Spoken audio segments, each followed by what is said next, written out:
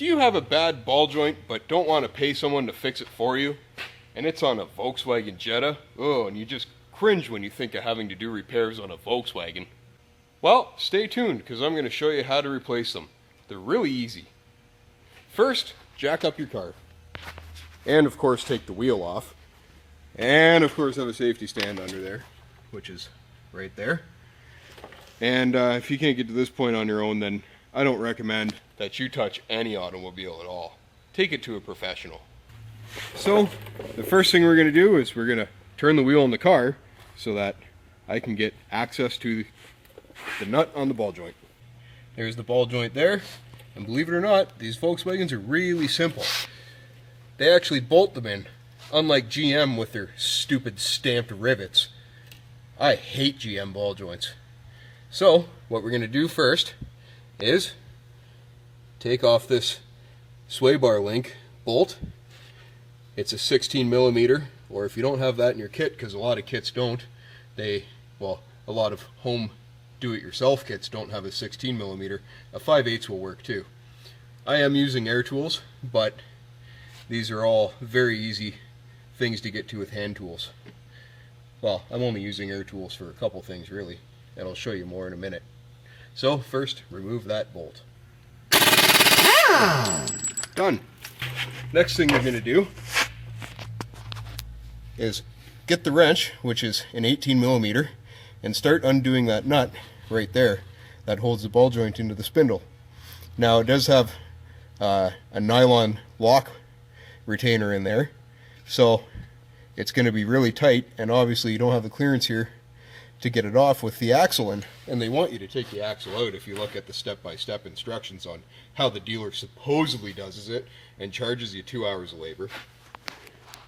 But obviously it's a 12-point large socket, probably around a 28 or 30 mil. But although I have all that, it's a lot more work to take this out. And that's not even how the dealer does it. They just say they do it that way so that they can charge you more. So I'll show you how they really do it. So as I said, remove this nut. And I'm just using a regular 18mm wrench, just like any do-it-yourselfer should have at home. And yes, the nut is going to get very close to the axle. And you can get pretty close to it, and then I'll show you how to finish it. So if you go right up with the nut and touch the axle with it, and give it a few extra turns, you put a little bit of pressure on that ball joint. So you can see now we're touching the axle with the nut because the axle just is spinning. Oh. And look at that. It just pops right out all on its own. Now, here's the issue you're going to see. When we do that, we just turn the inside of the ball joint. Now, these nylon lock nuts, that's what the big pain in the ass part is. Now, take a long pry bar, put it in that hole of the control arm, and just a very little bit of pressure. You don't need much. And you can see you have just enough room to get a pair of vice grips in there and squeeze the ball joint. Okay, now that you have your vice grips kind of locked on there, it doesn't have to be super good, just enough to hold it. You go to the next step, which is just take a regular standard propane blowtorch. Obviously we have oxyacetylene here, which would be a lot faster, but it's also more dangerous. You run more risk of burning that rubber boot, which is a big no-no. So now what you're going to do is hold this flame right about there and wait until you see the smoke and the sizzling of that plastic nylon inside that nut start to bubble up and smoke, and then put your wrench back on that nut and it'll spin off easy peasy. Okay, looks like I dropped a nut. Now, undo our vice grips, get them out of there. Now, if that ball joint doesn't pop out of that taper for you when you're just kind of cranking the nut up against the axle, which it's, and of course it's not going to hurt the axle at all, just crank it up against the axle so that there's some tension on it, and hit it with a hammer. It doesn't even have to be a big hammer, just even a standard carpenter's hammer if you're at home do-it-yourselfer, and you just want to have good aim and hit it right there on the spindle. Doesn't even have to be hard. Pretty much like that. Just a few times and it'll generally just pop out. Sometimes you got to put a little bit of tension on a pry bar. But generally should be no problem. Now, there's 3 13mm bolts underneath the ball joint, holding it to the control arm. So that's our next step, is just to zip those out real quick. Okay, the bolts are out, and just slides out that easily. And that's a bad ball joint.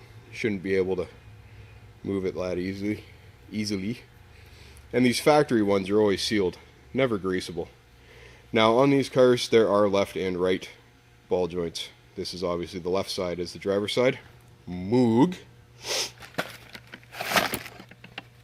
is the replacement left side.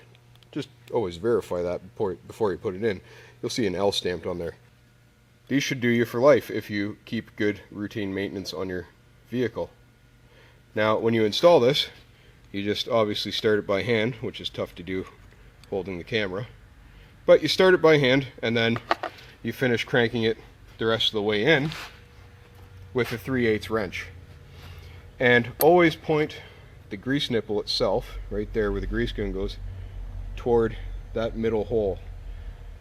If you put it like that, or any other way, you're not going to be able to grease it come time for service, which means you'll end up with a bad BJ. And yes, there is a such thing. So this is really simple. It's exact reverse procedure now. You just kind of wiggle that in there. I can't do this with holding the pry bar down and the camera and the ball joint in one hand. I do have to move some things around, so it's actually quite simple. Now what we're going to do is get lined up with the spindle and just slide it in the hole. Alright, so since it's all been loosely put together there, we'll now go ahead and tighten up our 13 mils. Again,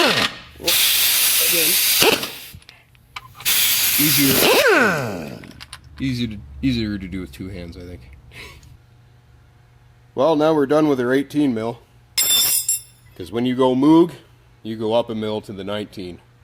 So once she's all snugged up, you smash your cotter pin through it. This thing doesn't like to focus very much, does it? There you go. Now when you're all done, you smash your cotter pin through, and there you go. Bend her around. Sometimes those holes end up in a really stupid spot like this one did, but no big deal. Now, slam some grease into her. Now what you want to see is that rubber just start to swell a little bit. Just like that. Don't pump her till she pukes though. Because if grease comes out, well, we're getting a little bit out of there. Maybe you put a little too much. But you don't want to rip this boot or blow a hole in it with too much grease.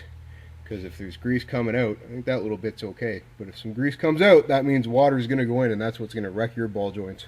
How do we get that bolt back in? Because it's nowhere within its alignment. Well, I'll show you that next. And place a floor jack just under the rotor.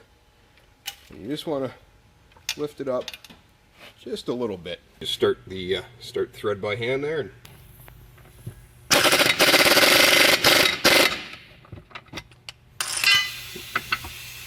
now all your 13 mil bolts holding the ball joint in are all tight. Your castle nut is tight. Your sway bar link bolt is back in and tightened.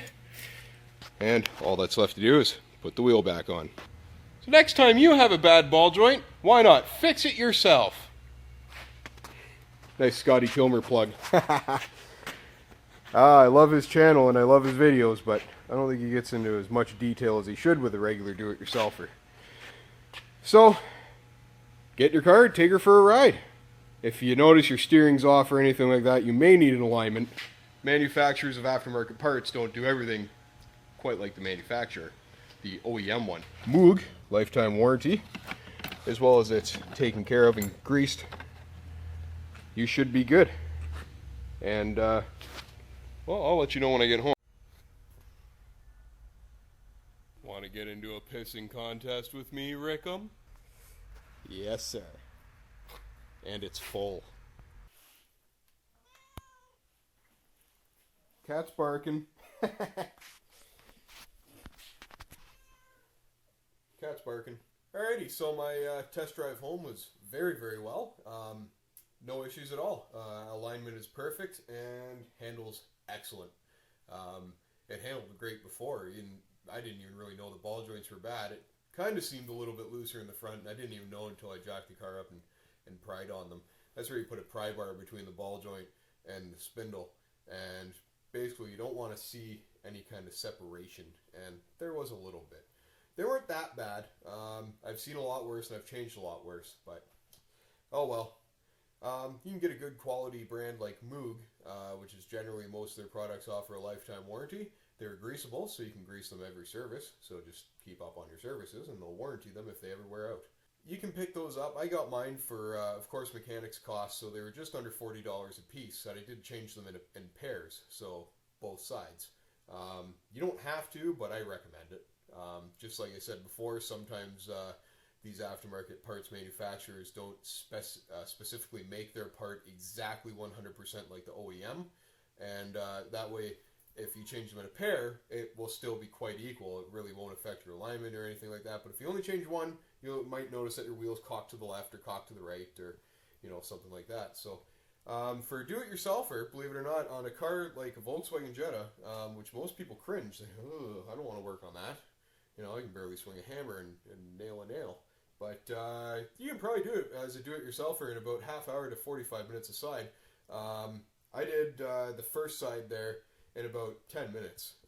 Obviously, I'm a professional and it's my career, but not specifically on Volkswagens, but on everything, even on heavy trucks. Of course, heavy trucks don't have ball joints. So I hope this video helps anybody who wants to change ball joints on a Volkswagen Jetta, or really any Volkswagen or Audi. They're pretty similar until you get into the higher end stuff. Then they get quite complicated, and even then you might want to take them to the dealer or a professional.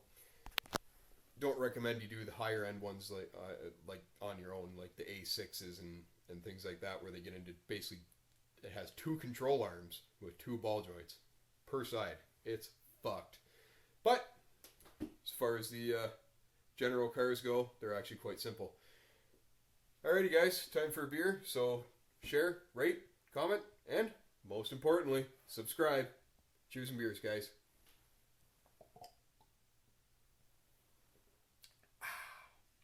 Well deserved.